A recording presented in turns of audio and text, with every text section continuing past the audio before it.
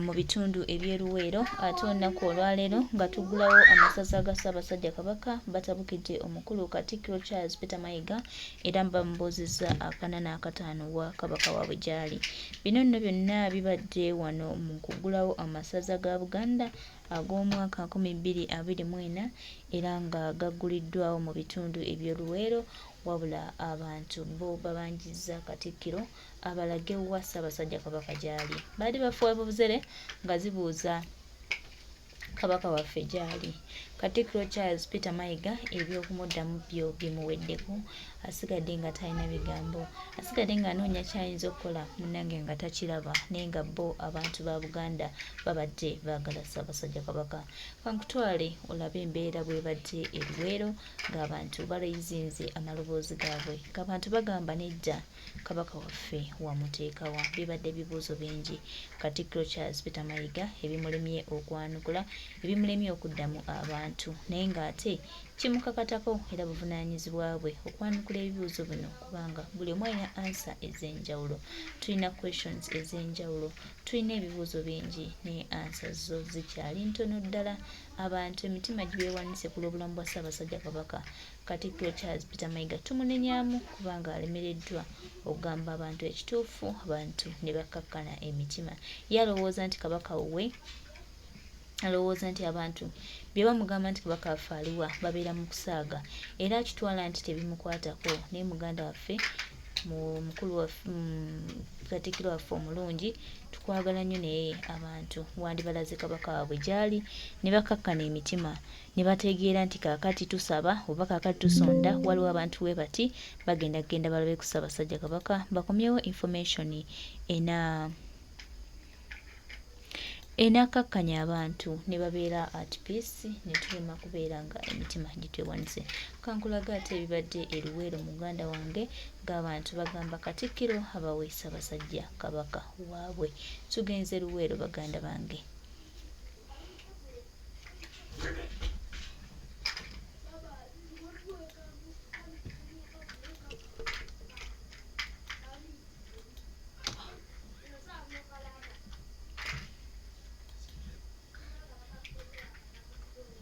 Wambogo ono muzzukulu wa Ngabi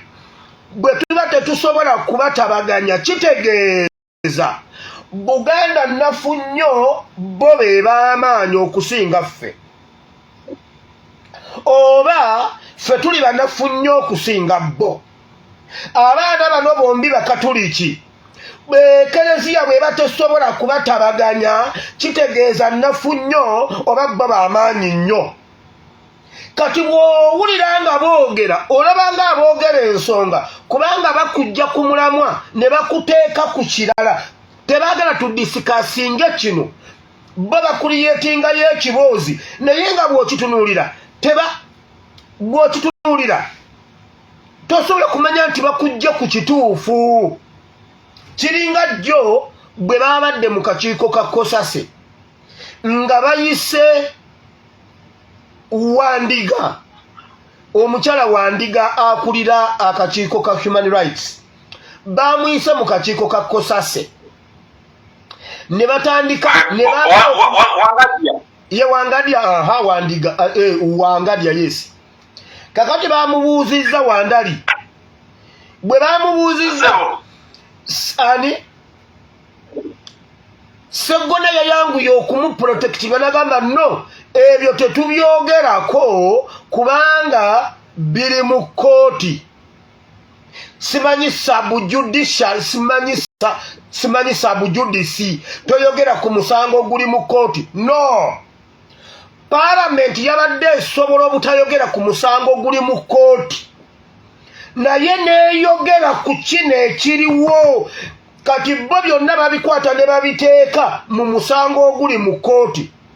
Babadde basobola okwogera ku nsonga zino kubanga ziri mu kakiiko ziteekwa okumanyibwa nga teboogedde ku musango, naye nga boogedde ku kino yono omukazi abyogere eno mu Parliament nga tebadisikasinga musango gwa mu Parliament. Kati naye yono yakigasse kubanga ab'amateeka babi basomesa ebyo, ow'amateeka akuwugula n'akuteeka ku kintu ekirala nga tomanyi. kati ne wano bagezako tulaga nti problem eri wakati wa His Excellency Kyagulanyi Ssentamu n'Empuuga ekitali kituufu. Mpuuga yawuuta supu w'abannansi mu katale. Esente ze yali asiza His Excellency Kyagulanyi. Ekirala gwe musajja gwe Walusimbi Buganda mwagitta. Buganda nafu nnyo okutuuka nga tesobola na kuyamba Kabaka. Muleke kwefuula abantu batamanyi bintu bigenda mu maaso. His Excellency Kyagulanyi n'Empuuga tebasinga baana 18 abattibwa ne babulawo nga ba mu Buganda. Era ng'abamu ku b'amannya gaabwe bw'ogagendamu babatize bakristu. Ekereziya nafu nnyo mwagisaanyaawo before. Buganda nafu to the extent nti tesobola na kuyamba Kabaka. Wulira ekiswa bwe kivaamu namunswa enkuyege zonna zivaamu kye bayita ekiswa ekifulufu. Ekiswa ekyafuluka kisigala ng'ettaka likyetuumye nga kiramba bwe kiti naye munda nga temuli nkuyege neegi kubanga namunswa taliimu. Kati Buganda oyinza ogiraba ng'ekiswa kwekiri nga kizimbye waggulu okiraba naye munda temuli kantu n'aka kubanga Buganda senga yali y'amaanyi olwaleero senga tetulina nnyonta ya Kabaka tetumanyi Kabaka gy'ali. Mpuuga yatuuse okukyogera n'agamba Katikkiro yagambye Oweekitiibwa Katikkiro waliwo awo we tulaga mu maaso awo obunkeeke bw'oliko mbumanyi mbulaba mu maaso awo we tulaga naye kankusabira oyitewo. Twabagamba abasajja bo ntutte ebbanga nga mbagamba nabibagambanga mu Gwakubiri nti Bamayiga baatudde ne Museveni ne bagamba Kabaka tasukka mu Gwamunaana nga 15. Mpuuga yakyogedde. Mpuuga bw'aba yabadde agamba nti Katikkiro alina by'agenda okukolera Buganda. Bw'oba ogenda okukolera Buganda obeera ku bunkenke. Bw'oba ogenda okukolera Buganda ate obeera ku bunkenke ki? Ekintu ekijja mu maaso bakimanyi abo abasajja bonna nga beekobaana. Naddala abo abasatu Mayiga, Mpuuga ne Sseggona abo abantu basatu ba bulabe ennyo mu Buganda ne mu Uganda. Wulira gwe musajja gwe Walusimbi ntwala omukisa guno okukubuulira nti ekereziya nafu nnyo teyina na makulu kubanga ekyo bannabyabufuzi tebajja byogera kubanga batya nze seetaaga bululu. No, ekereziya nafu nnyo. Ekereziya mukimanyi bulungi nti Museveni yatemula Kaggwa, Ssaabasumba Kaggwa, Bishop Kaggwa. Mukimanyi bulungi nti Museveni yatemula Cipriano Kizito Lwanga. Waliwo olunaku lumu lwe nafuna obutakkaanya n'omusisita ali mu ggwanga ndowooza lya Amerika eyo bamuyita Rose, Michelle Rose. Nangamba nali njogera ku Ssaabasumba Ssemwogerere. Nangamba ne Ssemwogerere mwagala muttanga bwe mwatta Cipriano. Mwakamala okutta Cipriano ate kati mwagala kutta ne mwagala kutta ne Ssemwogerere. Ng'agamba mbuno ze ndi Munyarwanda n'agamba Banyarwanda mmwe mwakamala okutta oli. Kitege yabyogera ayambadde ne yunifoomu y'abasisita. Ekitegeeza kiki? Wangi? Nagezega okujjukizaamu kaawo obadde okyagamba nti omusajja gwe bayita Mpuuga nti Masaka olwo ng'amaze okwogera bonna abantu amaze okubanjula batambudde nabo. Ekibuuzo kyange embeera program eri we are on analysis on the situation ejabaddeko kugamba tukubamu ttooki tubatangaze tubategeeze ebintu nga bibabadde. Okimanyi Greater Masaka nga bweri erina ababaka ab'enjawulo. Naye I was surprised okulaba Mr. Mpuuga ababaka abazze wazewo wa Zombo wa NRM ne wa Kigezi NRM ne bajja wa Busoga NRM. So my question is Greater Masaka teyina babaka Paye mpuga tumbalanga mubaka. Twaba kintu ky'omuntu ajja. Kakati ekyo kino nkyogedde ngezako okutegeeza abatuuze n'abatuulize bonna nti bw'olabadde bbira waggulu okudda wansi temwabadde bannamasaka kati saasira abazze bo babadde bavaawa. Kati ekyo kikireeta okimanyi His Excellency yagamba kino ekyaluno kya people power. His Excellency bwe yali asitula opposition entuufu ng'agizuukiza mu mitima gyaffe yagamba kino kya people power bantu beerwanako kati bali bwe batesitinze waters kubanga tubadde n'obudde obusobola okulaga emitima gy'abantu ne tubijjayo ne tubiteeka ku ngulu kati bye baali basuubira si bwe byali mu kusooka baali baagala ababaka ba Nuupu ng'amakumi aga bonna nga bali Masaka kakati abantu ne bakwata wansi ne waggulu amaanyi g'abantu ne gasaanikira embeera kati nekisigala nti nno kyababbi kwebeereramu babbi kwagalana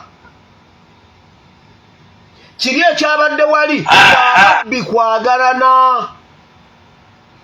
babbi kwagalana kati bano abalala bagenze kufiira mu kabenje ka bo tebabitegedde naye bano abawaggulu koweeyo yabaddewo yabadde yababbi kwagalana mbeererawo nange nkubeererewo kati nze kankubulire Mpuuga alina abantu abakola mu ofiisi ye bali abantu 20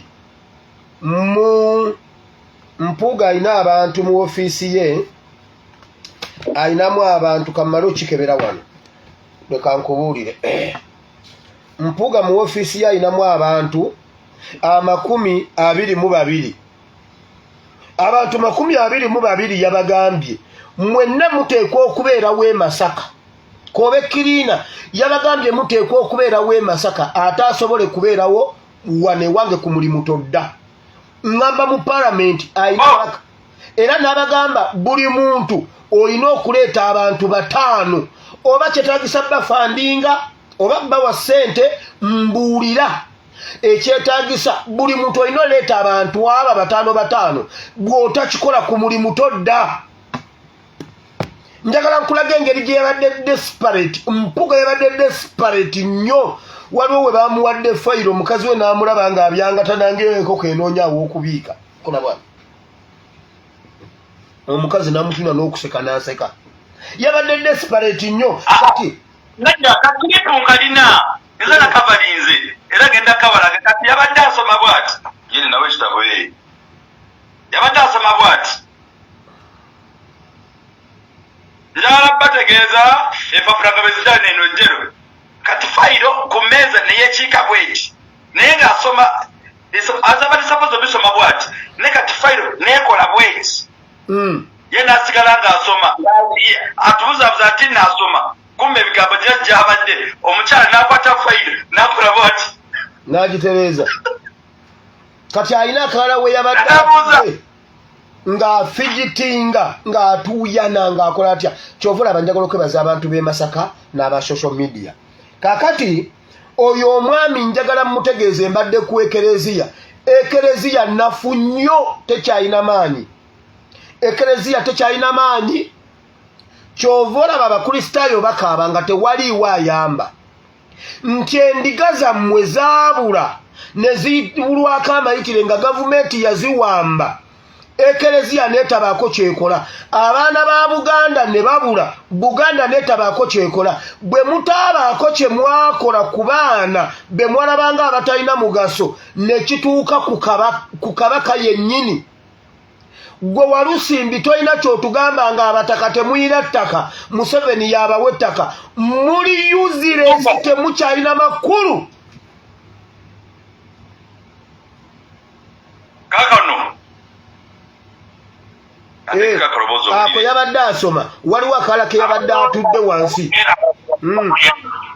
aba balowooza nganze twagala twetabe mu kalulu ng'aluweno ayiro yiyo ez'obuggundu kusemateeka wamu n'amateeka amalala ag'eyinze kulyokulonda wamu n'enfu egobererwa sanyusa ennyo okulaba muganda wange joseph kabuleta omukulembeze wa niti omukulembeze omukazi ebirowoozo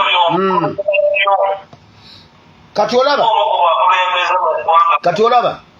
ntwala omukisa guno okutegeeza bannayuganda n'abatuwuliriza mwenna mu Uganda temukyalimu institution ekola Buganda abasajja abo bajja nga bagamba Buganda ku ntiko Buganda eri ku ttaka Buganda yali ey'Obote nga terina kabaka Obote nga waŋŋangusiza kabaka Buganda ya 66 okutuuka mu 93 y'amaanyi okusinga Buganda eriwo Buganda etayina kabaka Buganda etayina lukiiko lw'emmengo Buganda etalina sitting zonna yali y'amaanyi yali resistant nnyo immune yayo yali waggulu nnyo okusinga Buganda eneyina gundi ezitakola obukatuliki bunafu nnyo tebutuukangako nga bwe buli kati abaweereza ba Katonda bonna obuyisiraamu tebubangako bunafu nga bwe buli kati obukristaayo tebubangako bunafu nga bwe buli kati ebintu byonna mu Uganda tebibangako binafu nga bwe biri kati UPDF tebangako nafu nga bwe eri kati ekintu ekikola mu Uganda kiri eki people power ne NUP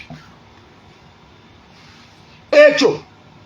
aina amatwawulo aina amasalabe eyo ye institution yekola yokka amawulire ga Uganda tegabangako masiru nga galiwo kati mpaka people power NUP bw'oba oyagala ekintu ekyamakulu genda ku mikutu gino gimugatta abantu yewali amawulire amatuufu mainstream medias zonna ziri ku ttaka ng'ekkanisa bweri ku ttaka ng'obukatuliki bwe buli ku ttaka ng'obulokole bwe buli ku ttaka nga Buganda bweri ku ttaka temusobola kugonjoola nsonga n'egi neya kabaka ebalemye kati gwe Walusimbi tolina kyotugamba ago ge mazima mwenna mwasalawo Museveni n'abakwata n'abavungavunga n'abateeka mu pampa n'atambula nga abatadde mu pampa ye temulina makulu mwenna Rufaya Inter-Religious Council bukyanga bammenya abantu n'olwaleero Inter-Religious Council yali evuddeyo neyogeraki yali eyogedde ki muli buziresi ate mu abataka ba Buganda temugeza ne mwogera ekigambo kyonna kubanga social media abaana abali ku social media WhatsApp group emu bweti esinga abataka ba Buganda amakulu kubanga batuula ne boogera engeri gye tunaataasa kabaka ne baleeta resolution ne bagamba bannange kati mwaba mu diaspora mwekalakaase ebyo biva mu zi WhatsApp group z'abannayuganda eza people power z'amaanyi okusinga palamenti ya Uganda nti twatuulanga mu zi WhatsApp group ne tugamba kati tuyokese palamenti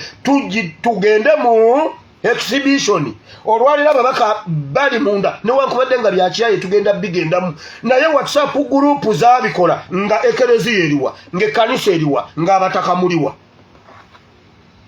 oba muli b'amaanyi nnyo Buganda bwe muba muli b'amaanyi lwaki Katikkiro teyabaddeyo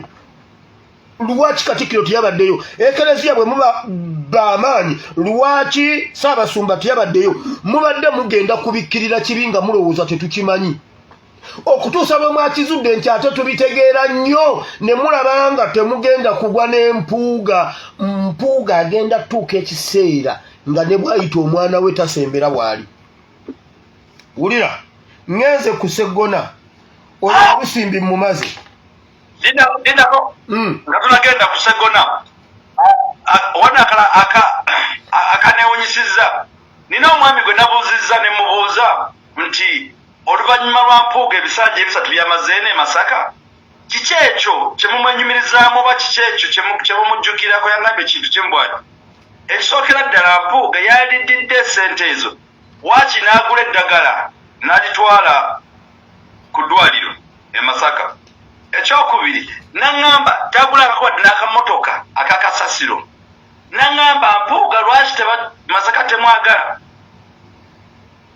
bandazeko ayali girlfriend we ng'atunda ensenene yayogeredde omukyala woyo nagamba nze Mpuuga okumanga yantama konza yakutamira kiggwate nze minako obusungu bwa mirundi 2 konza obusooka yansuulawo kati ndi mu nsenene nengamba mukyala wonalebo ali mu nsenene nagamba nagamba totidde muntu kala janeegaani ekyokubiri nagamba nti n'omukulu Mathias Mpuuga abamu bamwemulugunyako mu ngeri emu oba endala akyakalanya department z'abantu ezimu ogwo gwe mulimu gwa Mpuuga byebyo Mpuuga tena kyakoze Mpuuga tena kyakoledde Masaka ne ku luno Mpuuga yali tadda senga si NUP ne people power senga si his excellence Kyagulanyi Mpuuga yali tadda aba basajja balimba bayinza okudaivatinga wulira Sseggona kike yagambye obulimba bwa Sseggona buli lwe babadde bamuyita mu meeting za Mpuuga ku kitebe abadde agaana okujja n'ateekawo ensonga n'atajja Mpuuga yabonaabona n'ebintu bino nga byakatuuka ne bagamba ne mu parliament we bagenda aba opposition baasaba Oweekitiibwa Ssenyonyi ye yasooka okusaba n'agamba bannaaye kino ekintu kyonoona erinnya lya palamenti tukidisikaasingeko sipiika n'agamba eze si disikasinga lugambo lwa social media bwe tunadda mu kudisikasinga olugambo lwa social media kitegeeza tujja kudisikasinga buli kasasiro ali ku social media tetugenda byogerako wano kuba bya bulimba Honorable Ssekikubo n'addamu n'akyeta ku fulo ya palamenti n'agamba banaye erinnya lyaffe lyonooneka gye tuyitira ebintu ku Twitter nti tufa ensonga eno tugidisikasinge mu palamenti eggweewo ne bagamba si bituufu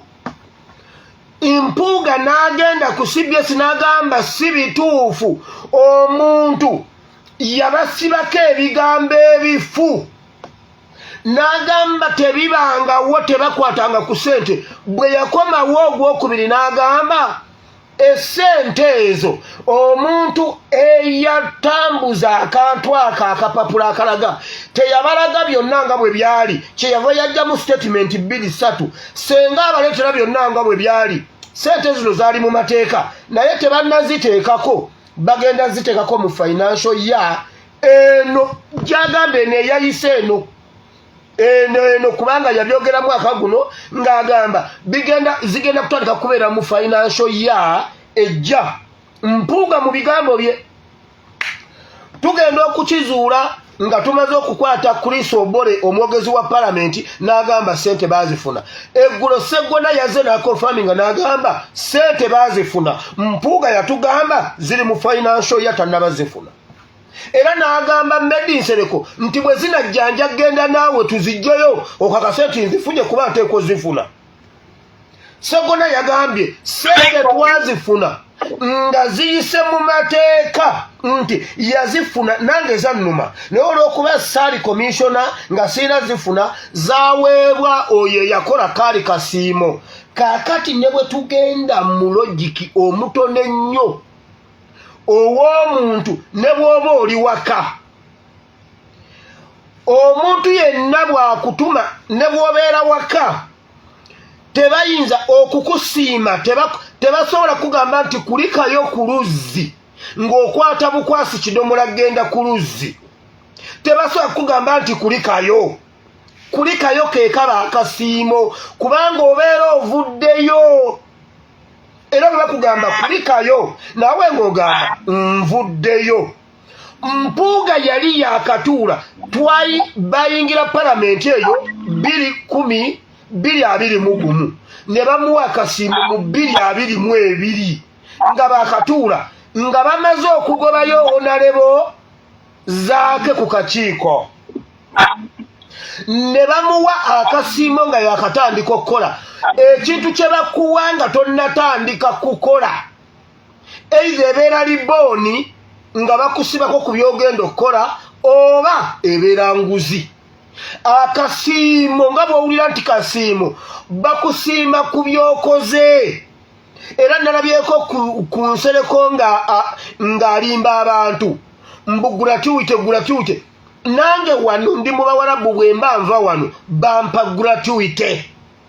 ebbanga lyoba okoze sente ze baba bakusazeeko ogenda mu vacation omala nakuggalawo obulungi buli kimu ne bakukwasa ebibyo ne bakukwasa sente zo ne bakukwasa ne passport yo ne bakukwasa tiketi yo ne bakukwasa ne gratuity wo kyekisembayo Mpuuga akasiimu lwaki baakamuwa tannatandika kukola yakola kyekyo Sseggona kyagamba nti gwokolera yasiima okukuwa Mpuuga yakola ki kubanga ebintu ebyaliwo awo Mpuuga bye baamusiima waliwo ennyo okuwamba abaana ba Nuupu n'okubabuzaawo waliwo okutemaatema abantu e Masaka bye byaliwo mu biseera ebyo Mpuuga ku byombi Mpuuga baamwebaza ki baamusiima ki kuba tebasobola kumusiima kintu kyatannaba kukola ebintu ebyakolebwa kwolwo mu biseera ebyo mwalimu otemaatemu abantu amajambiya mwalimu okuwamba abaana ba Nuupu nnyo n'okulemesa ababaka ba Nuupu okusukula abantu baabwe ebyo ebiseera ddayo birabe ize activities ezaaliwo ate zonna Mpuuga na actinga dormant mwalimu okugoba honalebo zaake ku kakiiko ako Mpuuga n'akipuleyinga ku ne bamugoba ku kakiiko honalebo zaake oyo Sseggona yakwotinze ne Bayibuli ng'atulaga ng'omukrisitu ennyo era ng'amanyi Bayibuli ate omulokole njagala otubuulire lwaki Honalebo Sseggona lwaki Mpuuga bw'abeera ku komishoni bagobayo zaake Mpuuga n'atalwanirira zaake kukomawo lwaki Mpuuga ow'amazima ow'ekitiibwa ekibiina kye bwe kimuyimiriza ne kimugamba komawo vaayo lwaki alemera ku kakiiko ako ow'ekitiibwa atudde ku ki ekibiina bwe kimala okumuyitayo n'alemerayo byakola abikola mu interest yaani kubanga mwagezezzaako tulaga nti mugoberera amateeka mugoberera Bayibuli era mulimu n'ensa lwaki Abedi Bwanika bw'ayitibwa okuvaayo alemerayo lwaki Baagala bw'ayitibwayo alemerayo nga ye gurupu yammwe era mwenna bwe mwabadde era mwenna bwe mwalemereyo lwaki kiri bwe kityo ekyo musobola kukyogerako ki Sseggona yatuuse okugamba n'agamba ne muto wange